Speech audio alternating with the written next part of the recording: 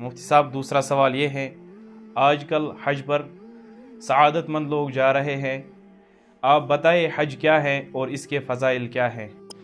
हज के लुग़वी माना है अल-क़स्द वल इरादा, यानी इरादा कर, और शरई इस्तिलाह में अल-हज्जु हुआ क़स्द अल-बुक़अति अल-मुबारका फ़ी अय्यामिन मख़सूसा अला हयतिन मख़सूसा, कि हज नाम है इस्लामिक टर्म में मखसूस जगह की ज़ियारत करना, मखसूस शराइत के साथ मखसूस अय्याम में, मसलन एहराम बांध कर जाना और मक्का शरीफ और अरफात जाना एहराम की हालत में। मखसूस अय्याम इसके लिए तो गिने चुने दिन है।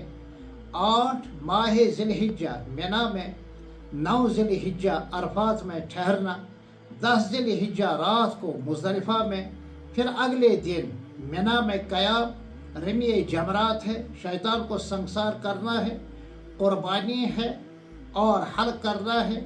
फिर 11वीं तारीख को तीनों जमरात की रमी करनी है। दोपहर के बाद 12 तारीख को भी इसी तरह रमी करना है।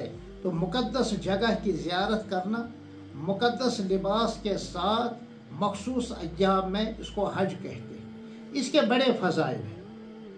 मन हज्जा लिल्लाह फलम यरफस वलम यफसुक रजअ का यौमिन वलदतहु उम्मुहु, जो शख्स, हदीस पाक है, जो शख्स अल्लाह ही की रज़ा के लिए हज कर ले और इसमें तमाम बुराइयों से, बदज़बानी से, बदकलामी से, बदकिरदारी से, फोहश से और मुनकरात से अपने आप को बचाए रखे, आँखों की हिफाजत कर ले, ज़बान की हिफाजत कर ले, ख़यालात पर ज़रा नज़र रखे, यानी उसका उठना बैठना अल्लाह की तक़वा के साथ हो, तो ऐसा हाजी हज से वापस आता है, तमाम गुनाहों से वो पाक और साफ होकर आता है।